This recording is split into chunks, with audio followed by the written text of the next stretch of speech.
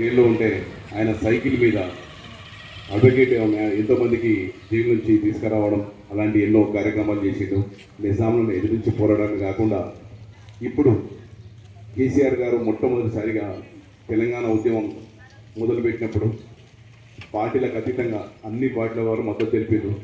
కానీ అప్పుడు party office లేకపోతే తన సొంత ఇల్లును మన టీఆర్ఎస్ పార్టీ కోసం ఆఫీస్ ఇక్కడ పెట్టుకోని అని చెప్పేసి ఇచ్చినటువంటి గొప్ప జైల్లో ఉంటే ఆయన సైకిల్ మీద అడ్వకేట్ ఎంతోమందికి జైలు నుంచి తీసుకురావడం అలాంటి ఎన్నో కార్యక్రమాలు చేసేయడం, నిజాంలను ఎదిరించి పోరాడమే కాకుండా ఇప్పుడు కేసీఆర్ గారు మొట్టమొదటిసారిగా తెలంగాణ ఉద్యమం మొదలుపెట్టినప్పుడు పార్టీలకు అతీతంగా అన్ని పార్టీల వారు మద్దతు తెలిపారు. కానీ అప్పుడు పార్టీ ఆఫీస్ లేకపోతే తన సొంత ఇల్లును మన టీఆర్ఎస్ పార్టీ కోసం ఆఫీస్ ఇక్కడ పెట్టుకోని అని చెప్పేసి ఇచ్చినటువంటి గొప్ప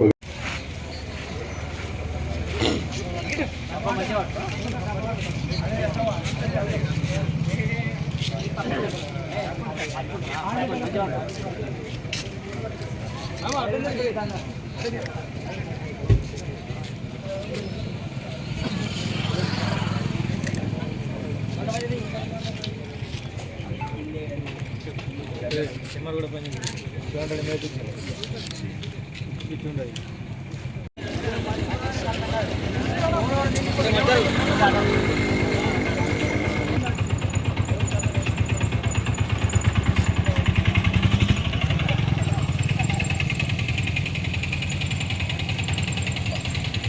మా బామ్మారు అయిపోయినండి, ఇప్పుడే తెలిసి చుట్టాలమని వారికి ఫస్ట్ నేను కృతజ్ఞతలు తెలియజేస్తున్నా. అట్లాగే వేదిక పైన ఉన్న పెద్దలు జీవరెడ్డి బాబు మరియు హనుమాన్ సార్, రుద్రశ్రీని గారు, శ్రావణి గారు, అందరికీ ఇంకా మిగతా రాజకీయ నాయకులందరికీ మరియు మన కుల సభ్యులందరికీ పేరు పేరున నమస్కారం తెలియజేస్తున్నా. అలాగే ఇట్టి అవకాశం కల్పించిన ఇట్యాల గ్రామ సభ్యులకు, తప్పశాలి గ్రామ సభ్యులకు ప్రత్యేకంగా ధన్యవాదాలు తెలియజేస్తున్నా. ఈ విగ్రహం యావత్ తెలంగాణ జాతి గర్వపడేటువంటి నాయకుడు ఎవరైనా ఉన్నారు అని చెప్పారంటే అది కొండా లక్ష్మణ్ బాపూజీ గారని చెప్పాలి తప్పదు. వాస్తవంగా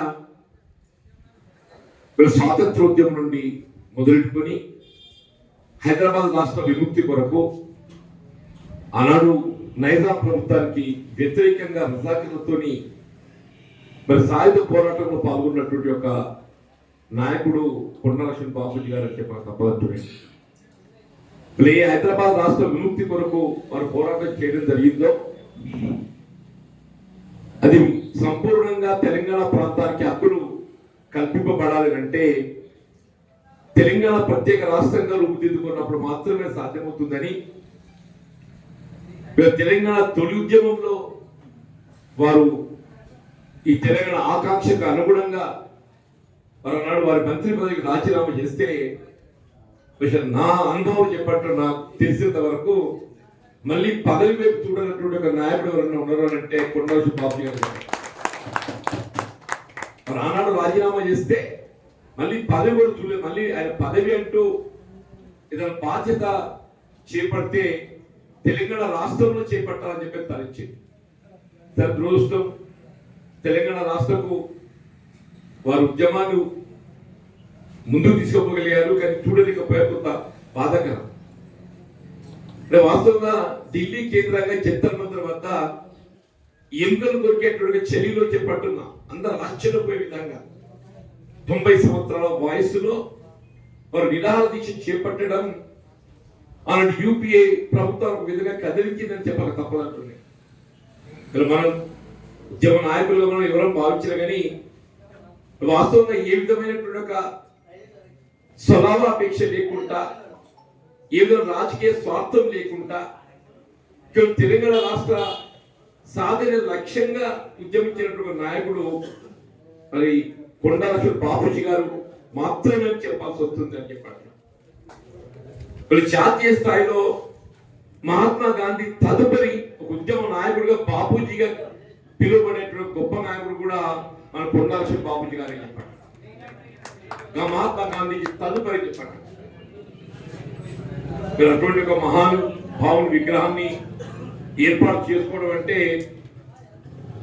ఇలా స్వాతంత్ర ఉద్యమంకి వెళ్ళి ఆరంభించుకొని మన పూర్వ చరిత్ర, ఈ దేశానికి స్వాతంత్రం ఏ విధంగా లభించబడ్డది, ఆంగ్లేయుల పాలనలో మనం ఎదుర్కొన్నటువంటి ఒక ఇబ్బందులు, దానికి తోడేదిస్తుందో నిజాం నిరంకుశ పాలనలో మనం ఎదుర్కొన్నటువంటి ఒక ఇబ్బందులు, వీళ్ళు ఉమ్మడి రాష్ట్రంలో వీళ్ళు తెలంగాణ ప్రాంత హక్కులు ఏ విధంగా హరించబడ్డాయి, వీళ్ళు తెలంగాణ ప్రాంతం ఒక స్వతంత్ర ఒక రాష్ట్రంగా ఏర్పాటు కాగలిగితే మన హక్కులు ఏదైతే ఉద్యమించడం జరిగిందో ఇవన్నిటికీ వారు స్ఫూర్తి అని చెప్పని తప్పని చెప్పండి. ఏర్పాటు ఉద్యమం నిధులు, నీళ్లు, నియామకాలు చెప్పండి. కొండా లక్ష్మణ్ బాపూజీ గారికి నివాళులు అర్పించడం చెప్పంటే తెలంగాణ రాష్ట్ర ఏర్పాటు ఉద్యమ ఆకాంక్షలు నెరవేర్చుకోగలిగినట్టు మాత్రమే వారికి నిజమైన నివాళులు అర్పించగలుగుతామని చెప్పండి. తెలంగాణ రాష్ట్రం ఏర్పాటు కాబట్టి దశాబ్ద కాలం గడుస్తుంది. ఈ దశాబ్ద కాలంలో మనం ఏ మేరకు ఉద్యమ ఆకాంక్షలను నెరవేర్చుకోగలమని చెప్పని మనం మననం చేసుకోవాల్సినటువంటి ఒక సమయం ఆసనమైన చెప్పక తప్పని చెప్పండి. ఎవరు ఏ స్థాయిలో ఉన్నా కానీ రాజకీయాలకు అతీతంగా ఉద్యమ లక్ష్యాల సాధన కొరకు ఏదైతుందో పోరాటం చేయవలసినటువంటి ఒక మరి బాధ్యత మనకు ఉందని చెప్పని నేను భావిస్తున్నాను. ఇప్పుడు తెలంగాణ రాష్ట్రం అనేది ఏ పెట్టుబడిదారుల కొరకు రాష్ట్రం ఏర్పడేది కాదు. పెట్టుబడిదారులు ఏ రాష్ట్రమైనా వాళ్ళకు వాళ్ళు ముందుకు పోగలుగుతారు. ఒక సామాజిక తెలంగాణ నిర్మాణ దిశగా సమాజంలో ఉన్నటువంటి నిరుపేద వర్గాలు, తెలుగులు, బలహీన వర్గాలు, అల్పసంఖ్యాక ఒక సంక్షేమ దిశగా ఏదైతుందో మరి రాష్ట్ర పురోగతి సాధించబడ్డప్పుడు మాత్రమే మనం నిజంగా తెలంగాణ కళలను నెరవేర్చుకున్నటువంటి వాళ్ళం చెప్పండి. మనం ఆ దిశగా ముందుకు పోవాలని చెప్పని కోరుతూ వాస్తవంగా ఇప్పుడైతే కొండా లక్ష్మణ్ బాపూజీ గారి విగ్రహాన్ని ఇతిహాసం ఏర్పాటు చేస్తుందని చెప్పని మిత్రుడు వేణు గారు నా దృష్టికి తీసుకురావడం జరిగిందో కొంత ఆలస్యమైన తప్పకుండా రావడం జరుగుతుందని చెప్పండి. వాస్తవంగా నాకు ఒక గ్రామ పంచాయతీ భవనం ప్రారంభోత్సవం ఉండేది శ్రీరామపల్లి అని చెప్పని గతంలో జగిత్యాల నియోజకవర్గంలో అక్కడ నేను జస్ట్ కొబ్బరిగా కొట్టి బయలుదేరి వచ్చేసి వారి గౌరవంగా ఏదైతుందో జగిత్యాల మున్సిపాలిటీలో మేము ప్రప్రథమంగా మనం జిల్లాలో ఇక్కడ ఏర్పాటు చేసుకున్నమాట మున్సిపాలిటీకి వెళ్ళి ఏదైతుందో కొండా లక్ష్మణ్ బాపూజీ గారి విగ్రహాన్ని ఏర్పాటు చేసింది మన జగిత్యాల మున్సిపాలిటీ ఆ మార్కండేయ ఆవరణం ఏర్పాటు చేసుకోమని చెప్పండి. తదుపరి మిత్రుడు రుద్ర శ్రీనివాస్ గారు రాయకల్ పట్టణంలో ఏర్పాటు చేయడానికి వారి విగ్రహాన్ని ఏదైతుందో వారు కూడా సమకూర్చింది. దానికి అందరం కూడా తోడు అమ్మలు గారు తెలుసని మనం ఇక్కడ రాయకల్ కేంద్రంగా మరి ఇటుకాలను కూడా ఏర్పాటు చేస్తే వారు ముందుకు రావటము ఇది ఇప్పుడే చెప్తున్నట్టు కొండా లక్ష్మణ్ గారు కేవలం పద్మశాలి సమాజాన్ని మాత్రమే నాయకుడు భావించడం, దానికి యావత్ జాతి గర్వించదగ్గబడ్డాడు ఒక నాయకుడు ఎవరు ఉన్నారని చెప్పంటే కొండా లక్ష్మణ్ బాబు గారు. యావత్ మొత్తం తెలంగాణ రాష్ట్రంలో చెప్పండి. రేపు రాబోయే విద్యా సంవత్సరంలో ఈ సందర్భంగా కొండా లక్ష్మణ్ బాపూజీ గారి యొక్క జీవిత చరిత్ర మరి ఉద్యమ స్ఫూర్తి ఏదైతుందో పాఠ్యాంశంగా దాన్ని చేర్పించే విధంగా ఏదైతుందో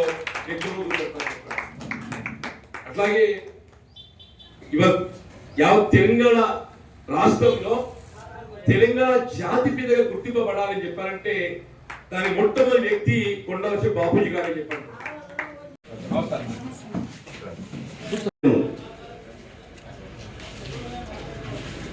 సింగల్ వీరేందర్ ఆయన లేకపోతే ఆయన తరపున ఎవరు ఉంటారండి. ఆడపు రాజవేణు, కట్కం సందీప్, భోగ శ్రీనివాస్,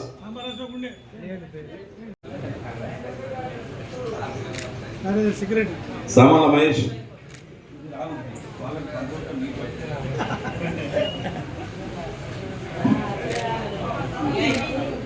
కార్ల అంజయ్య, మచ్చ,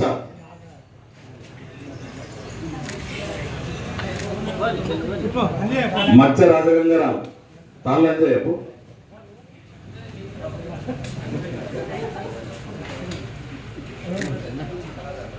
మచ్చ రాజగంగారాం, బప్పు,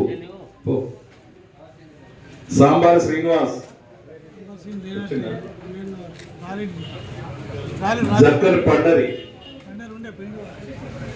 జక్కరి పండరి, సాంబార్ శ్రీధర్, బైరి వెంకటి,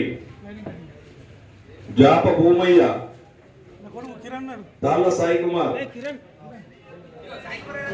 జాప భూమయ్య,